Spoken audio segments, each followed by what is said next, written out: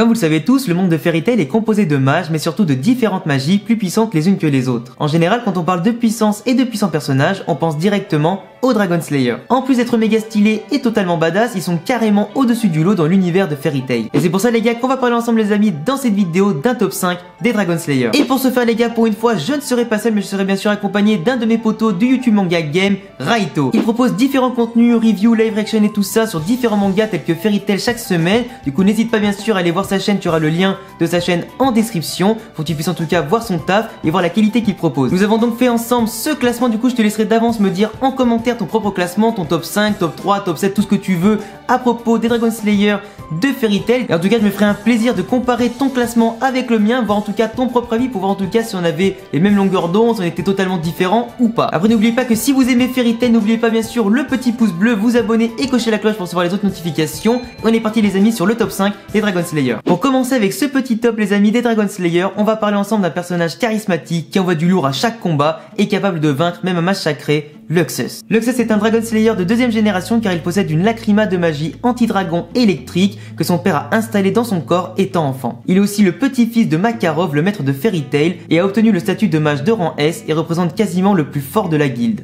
Il s'est naturellement imposé comme un des plus puissants personnages du manga avec pas mal de combats et de victoires épiques comme lors des grands jeux magiques face à Raventel ou encore Jera. C'est même lui qui sauve la guilde contre Hades en donnant sa puissance de foudre à Natsu pour aider en tout cas à remporter la victoire. Il maîtrise une énorme palette de techniques de foudre et de Dragon Slayer, sans oublier sa capacité à utiliser les runes de Fried ou encore la loi des fées, un des plus puissants sorts de Fairy Tail. Sa maîtrise de la foudre écarlate héritée de Yuri, son arrière-grand-père et fondateur de Fairy Tail, lui a permis notamment de vaincre Wall, un des 12 Spriggan de Zélef. Entre sa puissance et l'importance de ses apparitions tout en prenant en compte son évolution, il mérite totalement sa place dans ce top 5, constitué de véritables monstres. Considéré comme le mage le plus puissant de Fioré quand il faisait partie des 4 rois célestes d'Ishgard, God Serena s'est imposé comme une évidence dans ce classement. Vous ne le savez peut-être pas, mais il s'agit également d'un Dragon Slayer de deuxième génération, sauf que lui ne possède pas une lacryma anti-dragon, mais 8 lacrymas à l'intérieur de lui. Ces 8 lacrymas le rendent extrêmement fort et polyvalent, avec 8 types de magie élémentaire, le rendant quasiment invincible et imprévisible au combat. Son expérience et son niveau le rendent intouchable,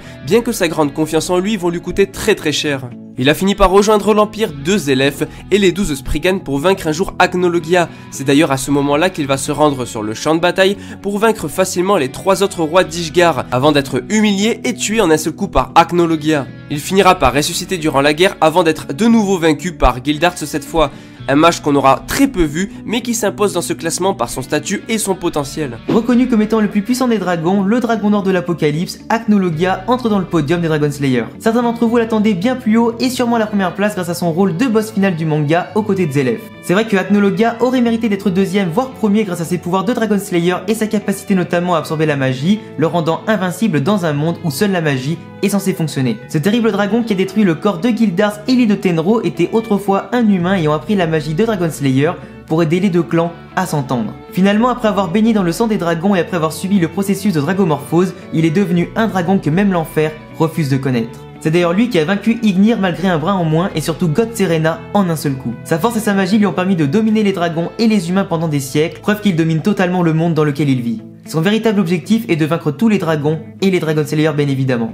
Malgré sa puissance et sa domination, Agnologia a été vaincu par Natsu sans avoir eu de confrontation avec Zélef directement. Et il est vrai que le scénario du manga ne lui a pas offert la fin qu'il méritait, avec un piège un peu simple et une défaite qui ne restera pas dans les mémoires. Comment ne pas parler du héros dans ce genre de vidéo? Natsu est bien évidemment un des plus puissants Dragon Slayer. Il s'impose devant les autres après avoir vaincu des tonnes et des tonnes d'adversaires dont ses congénères comme Gajeel, Luxus, Sting ou encore Rogue. Même Agnologia et Zélef n'ont pas su arrêter sa détermination et la flamme de ses sentiments. Ses exploits lors des différents arcs comme les jeux magiques, la Tour du Paradis, Tartaros et Avatar pour ne citer que, montrent tout le potentiel de notre cher Natsu Dragneel.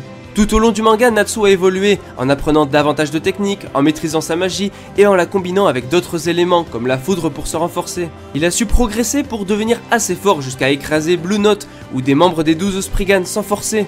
Lorsqu'il a appris qu'il était en réalité Iendi et qu'il avait un lien avec Zélef, sa véritable nature s'est imposée à lui, mais il a fait le choix de suivre son propre chemin en tant que simple humain. Sa foi en ses camarades et en sa guilde, combinée à son tempérament qui enflamme les lecteurs, font de lui un personnage incontournable et le héros d'une œuvre qu'on n'oubliera jamais, bien que ses victoires contre Zélef et Agnologia n'étaient pas les combats les mieux scénarisés. À la première place de ce classement les amis, nous retrouvons Eileen Belserion qui est l'inventrice de la magie de Dragon Slayer. C'est elle qui a provoqué la naissance des Dragon Slayer en étant la première à développer une telle magie. Eileen vit depuis plus de 400 ans et malgré le processus de dragonification, elle a réussi à conserver son apparence humaine grâce à sa magie au potentiel infini. Eileen maîtrise tous les sorts possibles et inimaginables à l'instar d'Auguste. Son statut de reine des dragons s'opposant à celui du roi des dragons d'Acnologia lui donne une légitimité sans pareil dans ce classement.